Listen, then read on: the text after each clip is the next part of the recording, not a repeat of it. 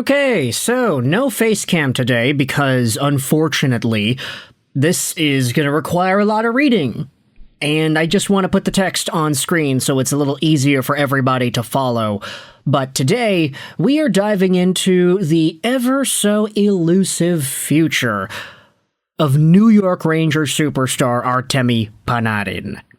Panarin is in a pretty interesting spot because as a player with an expiring contract at 34 years old, he's making $11.642857 million a year. That's a really big dollar deal, and for most folks, you would say, okay, he's 34, which means that his next contract is probably not going to be 11.6 mil. It's probably going to be a little bit lower than that. He'll probably find himself a way to stay with the Rangers because he's been very good with them, and obviously there's no reason why New York would want him to leave, right? Especially this season, Panarin has finally gotten back up to standard point production territory. He's not fully there yet, like he's not over a point per game. He's got 19 points and 22 at this point in the season, but when you look at just the recent stretch, I mean, this is where Panarin has finally started to get back in the score sheet. 3, 5, 9, 10, 11, 12 points in his last however many games. This is 8 games. So Artemi Panarin has finally started to put the biscuit in the basket one more time. He's finally starting to score assists because he did go through a very big lull period throughout the course of this season. Him and JT Miller essentially both spelled some very big pessimism for New York Rangers fans. Ultimately, though, Artemi Panarin is in a pretty tough spot because he's making the certain amount of money. He's a very good player. The Rangers want to keep him, but we do have ourselves a bunch of updates that dictate where it is this guy could be spending his future. Let's head over onto Sportsnet.ca and read this article published by Luke Fox 4 days ago on November 18th. Here are the top 12 UFAs of 2026, the latest rumors and reports via Luke Fox and Nick Kypreos, who is also mentioned in this article. Let's go out there and read the report on Artemi Panarin. His age on July 1st is still going to be 34 years old, left wing 11.6 mil. Here's the latest on him and his situation. Despite his advanced age and declining stats, the super-skilled Russian has no interest in taking a pay cut. The 4-time All-Star has the New York Rangers against the ropes here. GM Chris Drury has already been turning over the roster and has no interest in keeping Panarin's paycheck status quo into his late 30s. If Drury was willing to cut ties with Mr. Ranger Chris Kreider, Panarin cannot be viewed as a must-retain. As a result, the sides have hit a snag that presumably will only be smoothened by how the team fares between now and the trade deadline. If the Rangers find themselves in the playoff mix, Drury may simply keep Panarin as an own rental. If not, it would not be surprising to see the executive ask Panarin to waive his no-move clause and move to a contender. The Carolina Hurricanes and Minnesota Wild are two teams that would be keen, according to Nick Kypreos. Whether it's trade value or UFA value, though, Panarin's sluggish scoring out the gate hasn't helped matters. It's not an easy time, but I can't be frustrated, Panarin told The Athletic. I've been in a similar situation. Never like this, but it's the same tools, right? I've gotten past this thing by just keep on working and trying to be mentally in the right spot.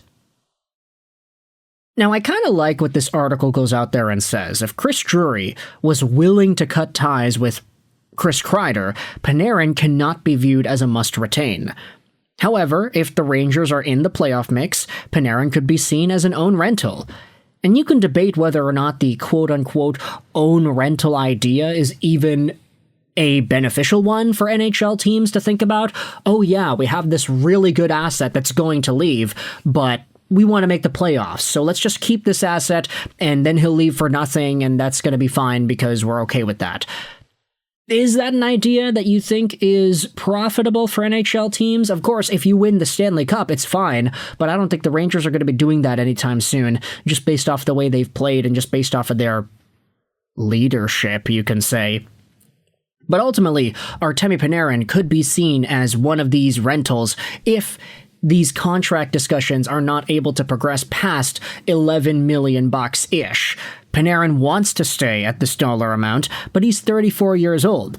Honestly, if he's able to continuously produce 120 or even 90 to 100 points every year, he'd be fine at 11 point something.